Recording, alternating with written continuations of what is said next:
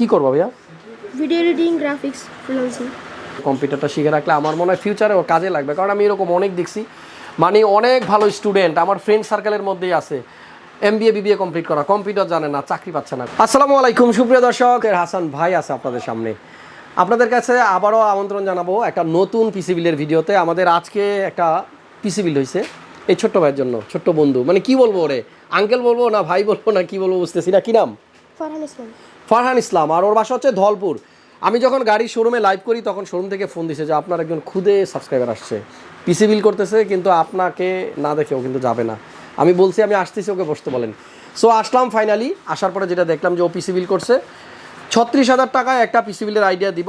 এই 36,000 টাকা দিয়ে কিন্তু ও পিসি বিল করছে কোরাই 3 10 জেনারেশনে। আমি একটা কথা বলবো, যেহেতু ও এখনও ছোট মানুষ, ক্লাস কত কোনটাতে পড়ো? ক্লাস 7-এ পড়তেছে। তো মোটামুটি ধরে রাখেন আপনি মিনিমাম অন্তত 3 বছর বা 4 বছর লাগবে ওর মোটামুটি একটু কম্পিউটার ব্যাপারে এক্সপার্ট হইতে। সো ততদিনে কিন্তু এই পিসি অনেক ব্যাকডেটেড হয়ে যাবে, ততদিনে অনেক আপডেটেড প্রসেসর দিয়ে পিসি আপনার চলে আসবে।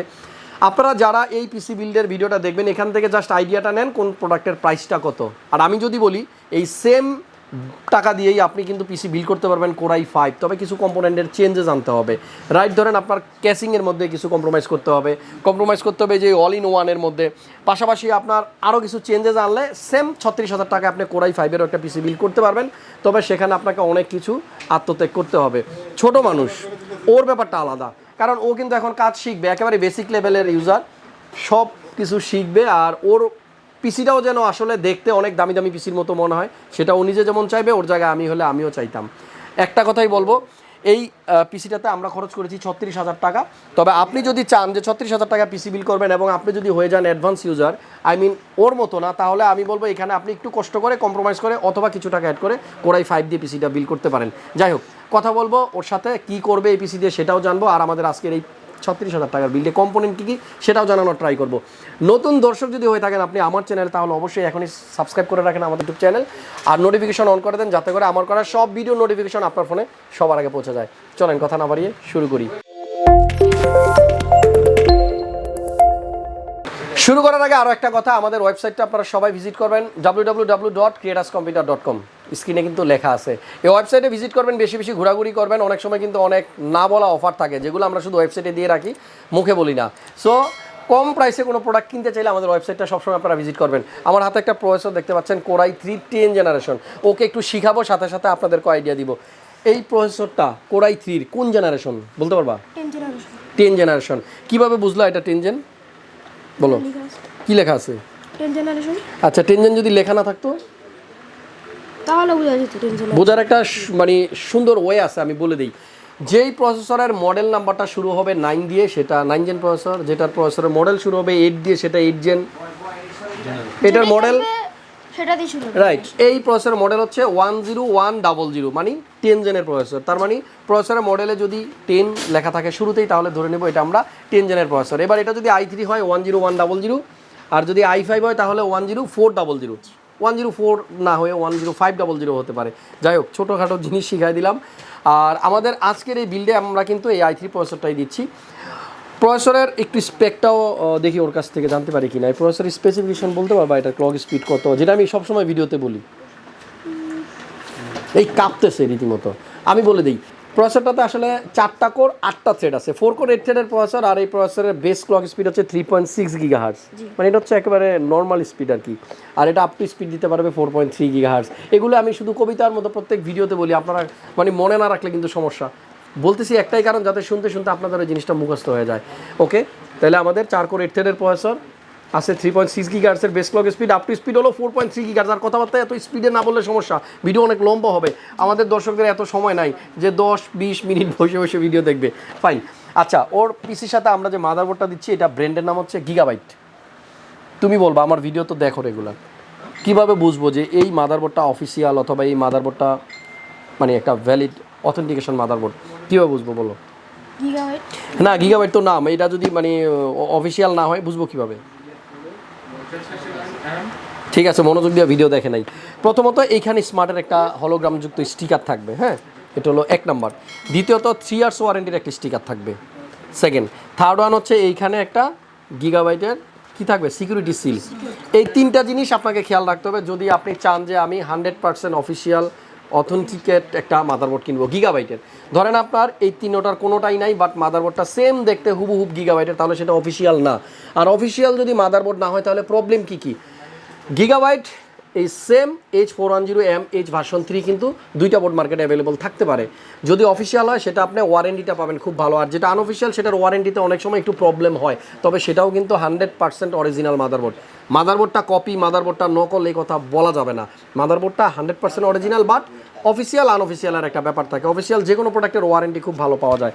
আমাদের এই বিল্ডের সাথে আমরা র্যাম দিচ্ছি একটা কোর্সায়ারের র্যামটা হচ্ছে LPX, আর এটা 8GB 3200 মেগাহার্টসের নন 8GB। এটা 8GB নাকি নন 8GB বুঝবো কীভাবে বলো তো? নন 8GB মানে 8GB হলে কীভাবে বুঝতাম এটা? এখানেই থাকতো, কি থাকতো? কালার থাকতো, 8GB লাইটিং থাকতো। ওকে। আর আমাদের দর্শক সবাই এই যে এই জায়গায় এইদিকে তাকায় কথা বলতে হবে, আমার দিকে না। 8GB একটা সিঙ্গেল স্টিক 3200 মেগাহার্টসের নন 8GB একটা র্যাম দিচ্ছি। আর ও যেহেতু ক্লাস 7-এ পড়তেছে আমার মনে হয় না এর থেকে বেশি লাগবে, তবে বাজেট যদি আপনার থাকে আপনি দুইটা র্যাম ইউজ করতে পারেন, সেটা আপনার কাজের উপর ডিপেন্ড করে। বেশি ভারী কাজ করলে বেশি র্যাম লাগবে, তাই না? ওকে। SSD আমাদের এই বিল্ডের সাথে হচ্ছে টিম গ্রুপের 256GB NVMe M.2 5 ইয়ার্সের ওয়ারেন্টি সহ। এইটা নিয়েও একটা কথা আছে, আমি কিন্তু অনেক ভিডিওতে শিখাইছি এটা NVMe নাকি নন NVMe কীভাবে বুঝবো। এগুলো কিন্তু আমার ভিডিওতে আমি দেখাই যাতে করে তোমরা দেখে দেখে শিখতে হবে। এখানে কয়টা কাটা আছে? এই যে এই জায়গাটাতে একটা সিঙ্গেল এই যে এই জায়গাটা কাটা, ঠিক আছে? নন NVMe-তে এইরকম দুইটা কাটা থাকবে, যেটা NVMe না। আর যেটা NVMe থাকবে সেটাতে এখানে একটা সিঙ্গেল কাটা থাকবে। ওকে। সো গাইজ এখানে 256GB NVMe একটা M.2 আছে এবং হুবহু সেম দেখতে একই রকম প্যাকেটে একই ব্র্যান্ডের টিমের কিন্তু আরও একটা SSD আছে যেটাতে 3 ইয়ার্সের ওয়ারেন্টি লেখা থাকে, 5 ইয়ার্সের ওয়ারেন্টি সহ, সেটা দিচ্ছি আমরা MP33 256GB। আর আপাতত বিষয়টা হচ্ছে যে ওর জন্য কিন্তু পিসিটা বিল করা, সো ওর কাজ আর আপনার কাজ কিন্তু একরকম নাও হতে পারে। আপনি যদি আরও অ্যাডভান্স লেভেলের ইউজার হয়ে থাকেন আপনি অন্যভাবে পিসিটা বিল করতে পারবেন। এখানে কম্পিউটার কেস হিসাবে যেটা দেওয়া হয়েছে ওর জন্য রিভেঞ্জারের X8, আর এটা ম্যানিয়া X1 সেম টাইপের দেখতে হুবহু দুইটা কেসিংই। সাইডে কিন্তু এই জায়গাতে একটা লাইটিং আছে খুব চমৎকার, সাইডে টেম্পার গ্লাস থাকবে এবং এটা আপনি চাইলে ইজিলি কিন্তু খুলতে পারবেন।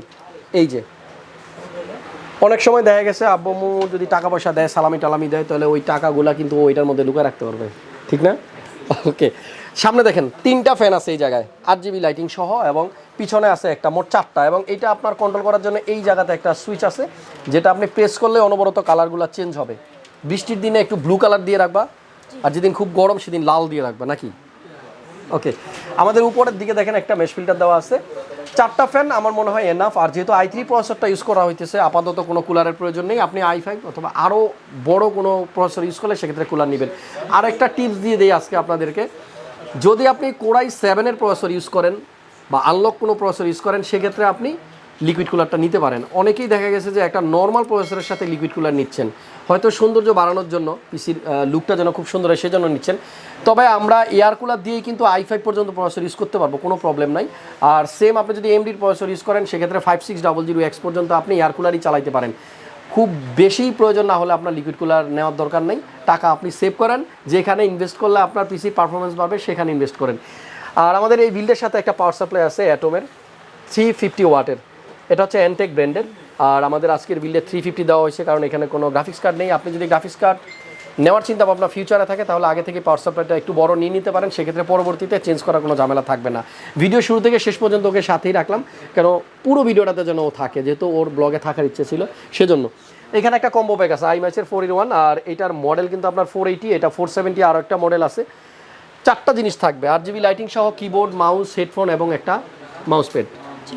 এইটা নিয়ে একটু কথা, যদি কোয়ালিটির কথা চিন্তা করেন তাহলে আপনি সিঙ্গেল একটা কিবোর্ড একটা মাউস নেন, এর থেকে কম টাকা লাগবে। যেমন লজিটেকের কিবোর্ড মাউস নিলে 900 টাকা বা 1000 টাকা খরচ হবে, ওয়ারেন্টি পাবেন 3 ইয়ার্স, বাট এই প্রোডাক্টের ওয়ারেন্টি হচ্ছে 1 ইয়ার্স।